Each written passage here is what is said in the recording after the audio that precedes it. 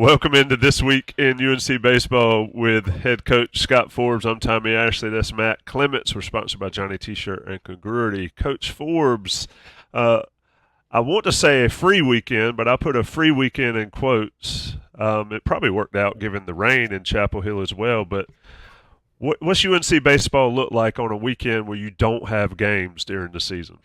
Yeah, it stinks.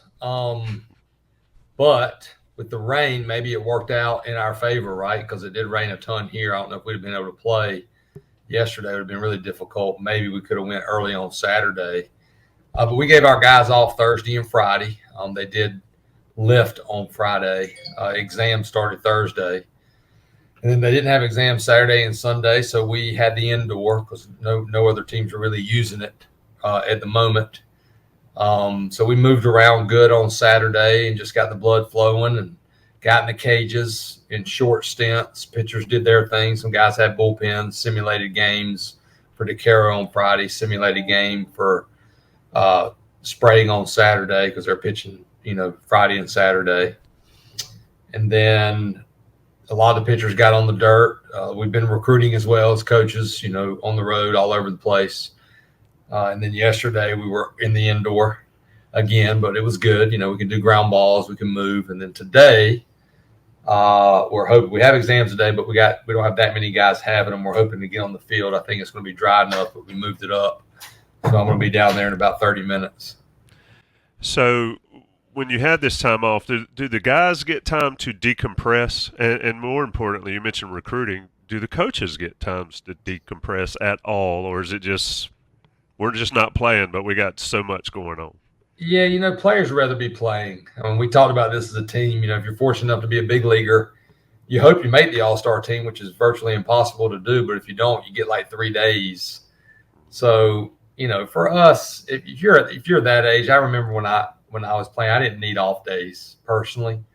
And on my off day, I should, if I was smart, I was trying to get ahead if I could in the classroom or stretching or maybe getting a little extra lift in, a little extra sleep.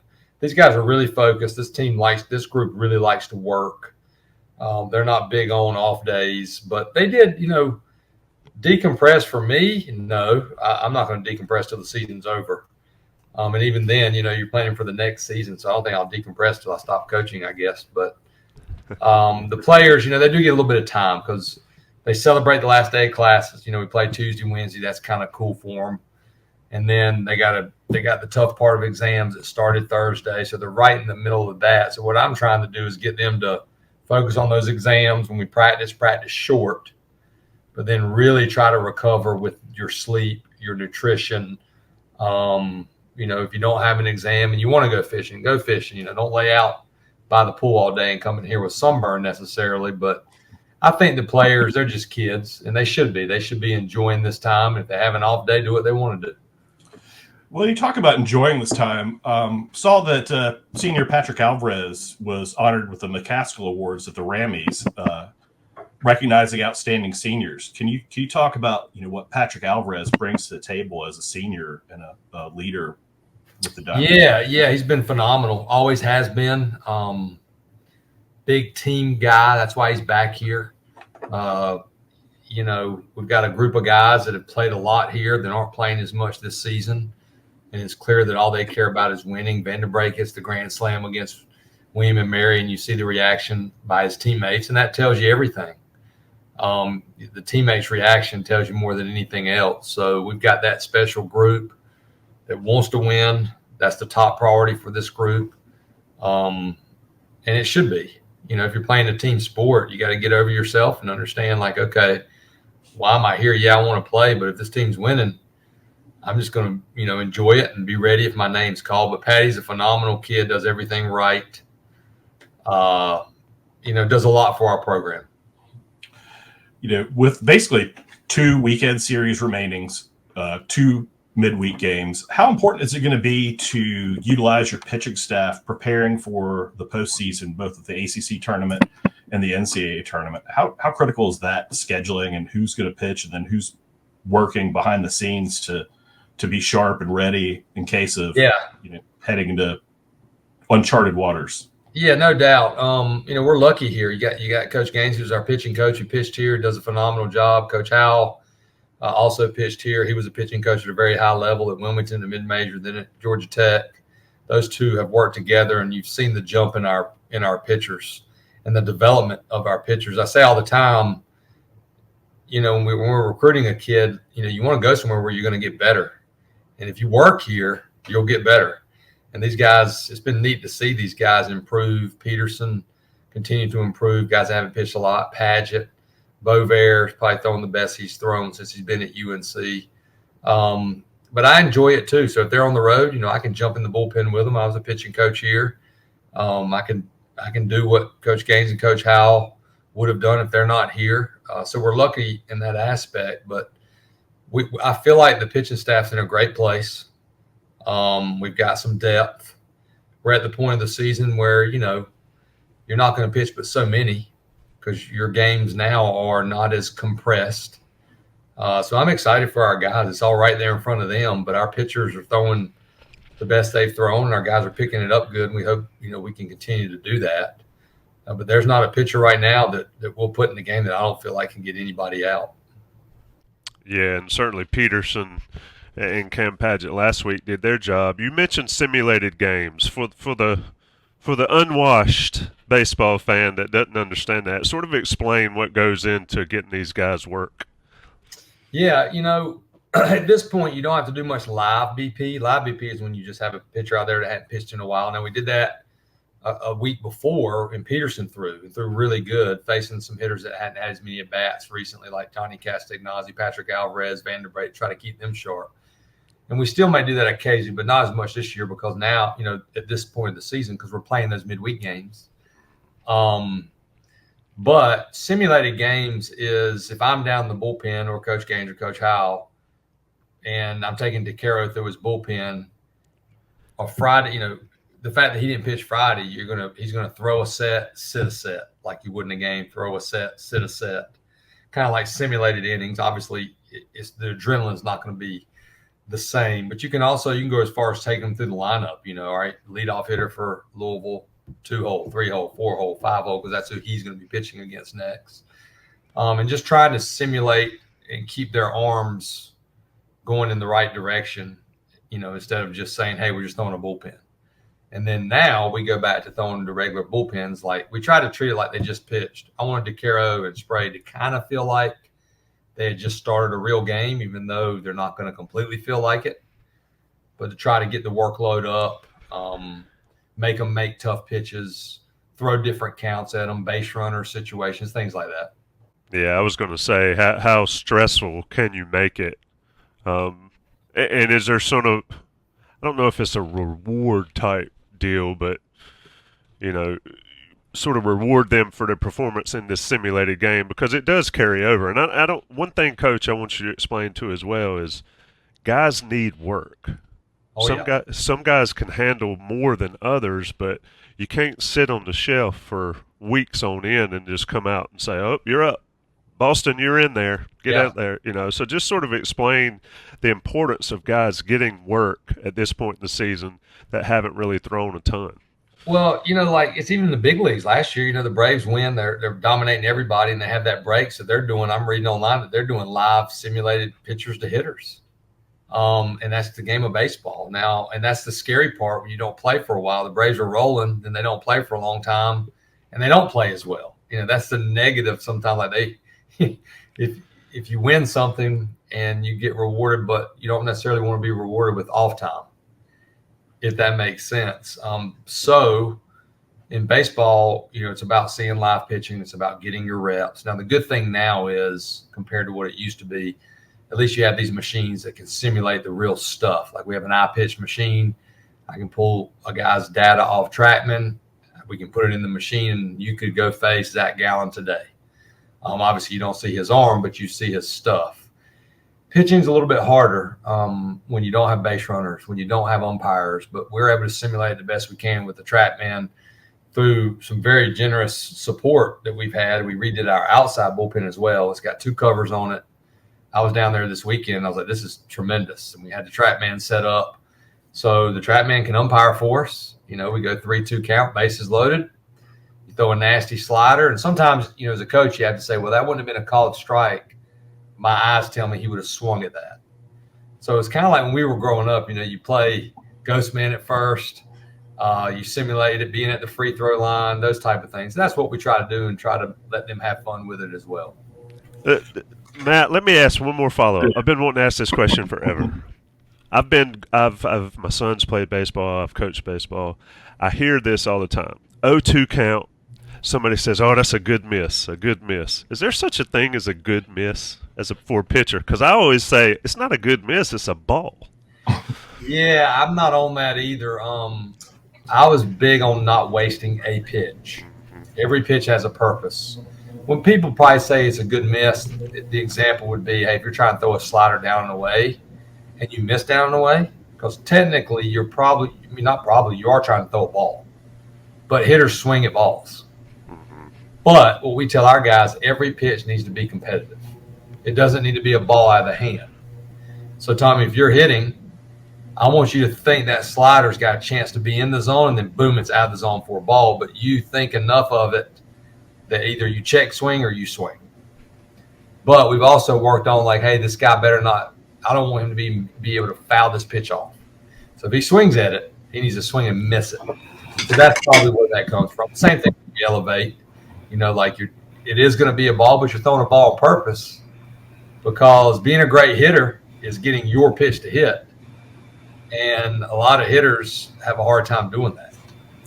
They swing at our pitches. Coach Forbes, the Diamond Heels are in great shape in the ACC right now with the best record in the ACC, leading the Coastal by a comfortable margin over Virginia and Duke. Looking at the ACC stats, there are a number of players that are really excelling at ACC play. And one of the really most interesting things is seeing that the Diamond Heels are tied for first in fielding in the ACC, where earlier in the season, and looking at the season's work of fielding, the Diamond Heels, that's been their biggest challenge. Can you talk about how the Diamond Heels are faring defensively?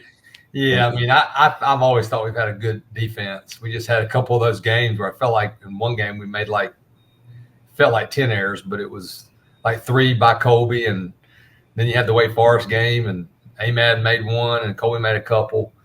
But I feel like our athleticism and our range is starting to show. Obviously, not just on the dirt, but in our outfield play, making the right decision on where to throw the ball. We've had a couple of really, really good tandem relays that have come out in our favor. Those little things that don't show up. But Matt, you said we have a comfortable lead. I don't know if there's such a thing unless we had already won the league. So we are in a good spot, and our guys know from the first meeting we talked about, you've got to pitch and you have to defend. We know we're going to figure out how to be good at the other stuff because everybody wants to get in the cages, everybody wants to hit. But a good pitcher equalizes you in a second. So we've got to be able to win games close. We've got to be able to beat teams, any type of team. Some teams are powerful teams that strike out a lot, so we got to keep the ballpark ball in the yard. Some teams have a ton of team speed. We have to control the running game and the bunt game. So we work hard on all that stuff and try to. I'm a firm believer that practice is extremely important. That's where the coaches come in. You do your best to have these guys prepared, and then when the game starts, you hope that we simulated and made it hard enough, or maybe it's even a little bit easier in the game, because the only thing you can't simulate is being on, a hostile crowd, that type of thing. But you still try to put as much pressure on these guys and make plays with reminding them that you got to have fun doing so. Because if you watch the best big leaguers, they're having a blast every single pitch. Well, one of the incredible things is when you look at the Diamond Heels, the outfield has incredible range. And you look at the statistics, the Diamond Heels have not given up a triple in ACC play. That's pretty incredible. I didn't even know that. Yeah. That's wild when you think about it. All the games of the ACC, almost every ACC team has somebody that's hit a triple. Diamond Heels have not given up a triple. That means we're getting to that ball quick, hopefully, and not bobbling. And those little things, that's important. And man, this group too. I know I've said it a bunch, but this group, they believe in practice. They believe in working. They believe that it'll pay off, and that gives them the confidence to go out there and play with confidence. Do you think Matty Mathis will be able to get a plaque from the NCAA into the Hall of Honor for the highest wins total? He's currently leading by 2. Do you think you could vulture him in a couple more? We'll try. Yeah, I mean, hey, I don't care who gets the win. I don't care if it's Matty, whoever. If they get a win, we'll do whatever. He had a really couple good bullpen sessions. He looked sharp. So yeah, he'll be big for us down the stretch. That's for sure. Coach, how I felt like I've asked this question before, but Parks Harbor just continues to do stuff for you. I mean, he's gotten better at first. He's raking the baseball. It feels like to me, and correct me if I'm wrong, that once these guys really started opening up going oppo, that they sort of, especially Harbor when he's not trying to pull everything. Is that my eyes lying to me, or is that a thing? It seems like he's hit a lot of those short porch center home runs. It looks like it's a short porch home run, but he's hitting it halfway up the net. And one thing we noticed when we pull up his videos, he's got power to all fields, and he really does a good job of driving the ball to right center or to center. And guys that do that, they hit for pretty high average and hit for power, they can pull the ball when they need to, but like you said, they get in trouble when they're getting pull happy. And that's Parks. Like Parks, when he's going well, he's hitting a lot of balls really hard up the middle the other way, and he'll still hit a mistake pull side because you don't want to take a ball necessarily that's in or third and hit it the other way. But Parks actually can do that. He can stay late and hit the ball out to center field or to right field. And that's him. So your eyes aren't lying there. Like he does a good job of that. We're talking with head coach Scott Forbes here on This Week in UNC Baseball. Coach, when you're off, when your team is off, how much time is spent paying attention what else is going on in the league? Obviously, Louisville's coming up. That's the focus. Campbell, I know you're going to say Campbell on Tuesday night, absolutely focus. But how much time do you and your coaching staff or folks that work under you get an opportunity to eyeball the rest of the conference at this point in the year? Exams is tough. You would like to go home and sit down and watch a game, but it's harder because if we're really working and doing what we need to be doing, we're watching players because it's all about getting great players. And this time of year, you can get out and evaluate whether or not it's incoming kids, whether or not it's a kid you're fighting the draft for, whether or not it's a kid that we just found out popped up that Coach Gaines hops on a plane and goes watch him pitch in the middle of nowhere. So I don't pay attention to it as much as I used to because I believe more in preparing our players.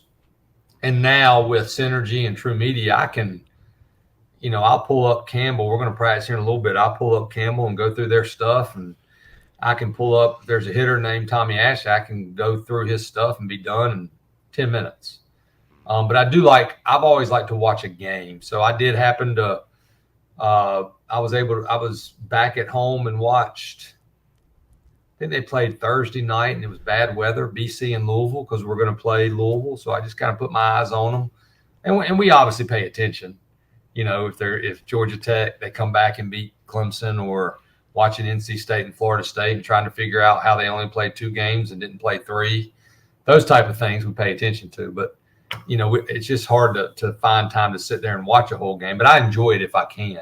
For some reason, I was able to, maybe because they started later, I was able to watch like Texas A&M and LSU, so different teams. I just enjoyed the college baseball. That was intense. Those games were intense. They were intense, and that's how it should be. You hope that's how all of them are this time of year. Coach Forbes, what improvements do you want to see in the facilities for the Diamond Heels this off season? What's on your wish list if you could just dial up a donor and get them to? Well, we've got to get Brent. We need padded walls everywhere. We need new pads everywhere. We want to expand our home dugout for sure. Make that a little and raise our fencing a little bit to make it a little bit safer. But pads are vital. I would love us to have the LED lighting that a lot of teams we're playing against have.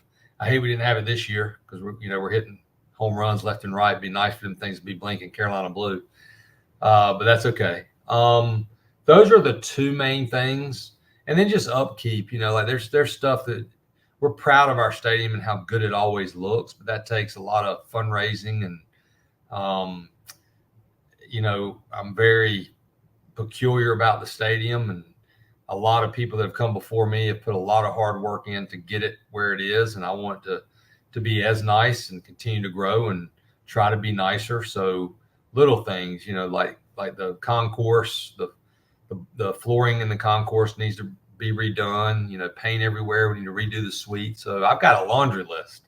If you find me the right donor, we can start tomorrow. Heck, I'd like to wipe out these stands down the left field and put them over here behind the wall somewhere or down this way and build a developmental center. And I got all kinds of plans. I don't know if I'll be here to see them through, but I sure will try. And on a somewhat related note, what is the current state of name, image, and likeness with the Diamond Heels? How do you feel like where the Diamond Heels are now? Where do you think you need to be competitive? I feel like we're making progress. To be competitive where we should be, if you look at our program since 2006, but even almost 2000, wins and losses, we're in the top 5 of everybody. Number 1 in the ACC. We haven't won that elusive national championship yet, but we sure are trying. But what I see in the future is it's only going to be harder. And it is what it is from the standpoint of to compete at the highest level in a Power 5 conference, NIL wise, you're going to have to compete at that level as well because we're already doing it in baseball. So we're working hard to try to educate folks and let them know what we're trying to do. And I do think NIL, it's not necessarily a bad thing in college baseball because we're already behind the 8 ball with 11.7 scholarships. We're one of the big 3 sports. People love baseball, and we have kids that are coming here and leaving and, signing for $5 to $10 million. And those kids shouldn't be leaving here with debt. And they're great students. So, for me, it's all about trying to raise the money to offset their paying for being here, not necessarily for them to pocket a lot of money. Last question for you, Coach. I know you got to get to practice. Give us a story from your time at North Carolina that people would love to hear that you tell to your friends, but you don't really tell publicly a lot. Oh, gosh. That's a spot question. I know, man. I told you, we got to get the mind flowing on Monday morning. Like, when you're hanging out with your buddies and everybody's telling stories, what's your go-to story? Player related, game related, getting tossed out against Coastal related? No, it would definitely be more about the team and the situation and like, can you believe that just happened? I would just have to say like the storytelling of the Florida Atlantic game here in 2013 in the regionals. Whoever won obviously went to the super regional, and in my mind, me and Coach Jackson always joke about when they hit the grand slam, we felt like that was probably one of the best teams we've ever had. I mean, we ended up being, 59-12, didn't lose 2 games in a row. The thoughts going through our heads were, man, I might be on the road recruiting tomorrow. And then all of a sudden we come back and tie it, and then they hit another 3-run home run, and then we hit another one. I mean, just talking about that or there's a million, Tommy, but also – Alabama with Coach Holbrook, and we take the lead. We think we're finally going to Omaha, and then they hit the home run. And in my mind, I'm thinking, geez, man, we're never going to Omaha. And then I'd say one is when Chad Flack, because it's a true story. Everybody thinks it's like it's a myth, but it's not. Chad Flack literally looked at me and said, "We ain't losing this game." And he didn't say exactly like that, but he said, "We ain't losing this game." And dang, if he didn't just flip his bat weight off, walk up there and hit a walk-off home run, if that's not epic and that's not being a boss man, I don't know what is. So the stories of Chad Flack, they go on and on, but that's a true one.